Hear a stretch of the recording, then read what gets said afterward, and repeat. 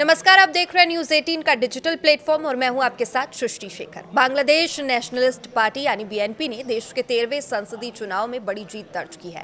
Reports की माने तो बीएनपी और उसके सहयोगी दलों ने 300 संसदीय सदस्यीय संसद में से 299 सीटों पर हुए मतदान में करीब 210 सीटें जीती है और एक सीट पर उम्मीदवार की मौत के कारण यहां पर मतदान टल गया था। इस जीत को देश की राजनीति में सबसे बड़ा बदलाव माना जा रहा है। ये चुनाव जुलाई 2024 के आंदोलन के बाद हुआ है, जिसमें पूर्व प्रधानमंत्री शेख हसीना का लंबा शासन जो है वो समाप्त हुआ।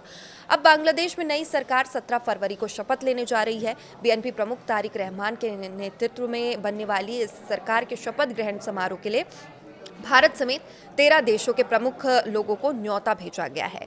हालांकि प्रधानमंत्री नरेंद्र मोदी ने इस कार्यक्रम में शामिल होने की संभावना काफी कम जताई है और इसके पीछे का कारण दोनों देशों के बीच हाल के दिनों में दिखा तनाव नहीं है, बल्कि उसी दिन प्रधानमंत्री मोदी का बेहद अहम कार्यक्रम है। दरअसल 17 फरवरी को ही फ्रांस के राष्ट्रपति इमैनुएल मैक्रों भारत के दौरे पर होंगे और उसी दिन मुंबई में पीएम मोदी और मैक्रों की अहम बैठक तय है। इसके बाद दोनों नेता नई दिल्ली में एआई इम्पैक्ट समिट 2026 में हिस्सा भी लेने वाले हैं और ऐसे में प्रधानमंत्री का उसी दिन ढाका जाना बेहद मुश्किल माना जा रहा है। संभव है कि विदेश मंत्री जयशंकर भारत का यहां पर प्रतिनिधित्व कर सकते हैं। अब ढाका के ने भारत, चीन, सऊदी अरब, पाकिस्तान, तुर्की, UAE, Qatar, Malaysia, Brunei, Sri Lanka, Nepal, Maldives और भूटान को औपचारिक निमंत्रण भेजा है।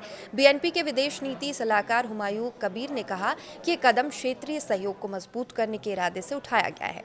उन्होंने इसे सद्भावना का संदेश बताया और कहा कि दक्षिण एशिया को मजबूत और प्रभावशाली क्षेत्र बनाने की सोच के तहत ये पहल की गई है। तो अब सवाल ये उठता है कि भारत से इस समारोह में कोई शामिल होगा। तो माना यह जा रहा है कि अगर प्रधानमंत्री नरेंद्र मोदी व्यक्तिगत रूप से यहाँ पर शामिल नहीं होते तो भारत की ओर से कोई वरिष्ठ प्रतिनिधि शपथ ग्रहण समारोह में भेजा जा सकता है। अब इसमें विदेश मंत्री एस जयशंकर या कोई अन्य शीर्ष पदाधिकारी शामिल हो सकते हैं। भारत आमतौर पर पड़ोसी देशों के महत्वपूर्ण राजनीतिक कार्यक्रमों में उच्च स्तरीय प्रतिनिधित्व सुनिश्चित करता है।